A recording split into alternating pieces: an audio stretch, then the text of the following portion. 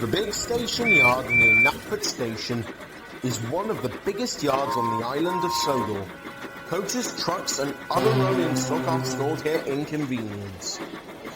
But since the yard is so very big, just a single shunter can't handle the work alone. One morning it was chaos. The express wasn't ready. The coaches were still in the sidings. But blocking the coaches were a long line of freight cars. Stanley was supposed to shunt the trucks last night, but he was busy shunting coaches at Vickerstown. Sir Topham Hatt was in his office listening to the noise outside when the yardmaster arrived. There are no engines to shunt in the yard. Duck is out on his branch line, Thomas and Percy and Toby are out on their branch line, Donald and Douglas are out on the main line, and Edward is helping shunt at the other station. This won't do. Go and fetch Milo, tell him to move those trucks away, then have Gordon take his coaches to the platform. With that, the yardmaster hurried away to telephone for Milo and Gordon. Gordon was at the water tower when his driver arrived. Sir Topham Hatt wants you to collect the express. There's no shunter at Knapford, and Milo's headed there right now. Gordon was furious, and he steamed off to Knapford. When he arrived, Milo was busy shunting some trucks into a siding. Gordon steamed alongside. I need you to get rid of those trucks blocking my train, he huffed. All right, see, you got it. Gordon watched as Milo pulled the line of trucks out of the way. As soon as the line was clear, he buffered up to his express and hurried off to the station. Gordon arrived at the platform. The passengers boarded the train, but when he was about to pull away, a small dark blue tank engine raced past, whistle blowing. Steaming pistons! What was that?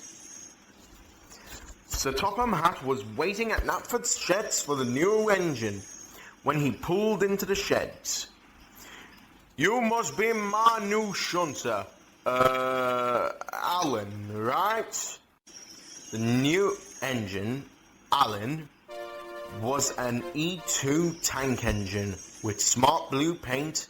It glistened in the sun.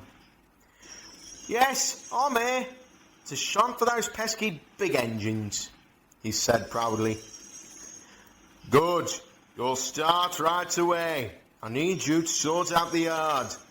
Marlowe will show you around. With that, Alan puffed away. When he arrived, Milo was pushing vans into their proper sidings.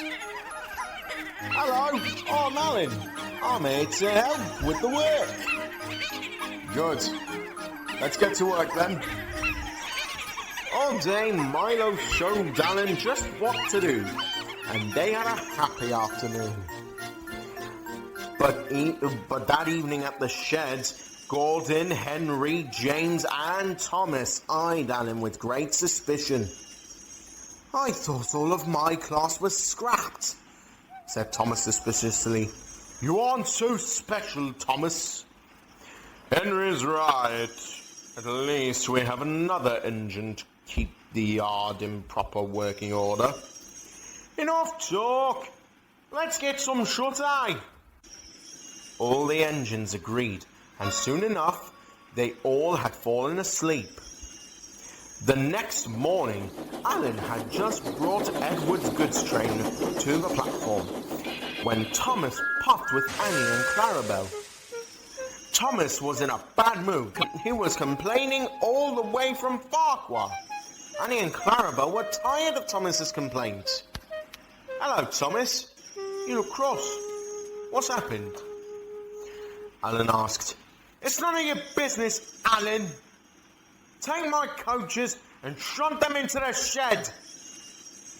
With that, Thomas wheezed steam at him rudely and hurried off to rest in the shed. He's dreadfully rude. I feel quite ashamed. When the coaches were stowed away, Alan puffed off to see Thomas, who was shouting at Gordon. Alan popped into the shed next to Gordon. "He's been like this all day," he confided, and left to collect the express. "Whatever is the matter? Toby and Percy, you told me you've been like this since yesterday. Are you jealous?" "It's just that I'm supposed to be the only E2 tank engine on this railway. Everyone thinks you're better than me," he huffed. "Well, Thomas, I'm sorry to say, but the world doesn't revolve around you." And he puffed away, fuming dreadfully. Thomas was surprised and hurried away, feeling quite bad. As days went by, whenever Thomas saw Alan, he would see that Alan looked quite cross, and he knew why. And since he was so cross, he ended up taking his anger out on the trucks. "I should apologize. I never should have been so horrible." One morning, Thomas was on his way to Wellsworth when Gordon puffed past. His coach is full and he was tired. So when he arrived at the station, he stopped for a rest. Alan was at the station, as well as Emily, who was talking to Boko. Thomas puffed into the yard. "Alan, I'm sorry. I never should have been so rude. I'm just jealous of you. I thought I was the only E2 tank engine, but turns out I was wrong. Can you forgive me?" he said. "I guess," he sighed. "Okay." From that day on, they never spoke rudely about each other, and they remained respectful and kind. But although between you and me, they're bound to have something in common quite soon.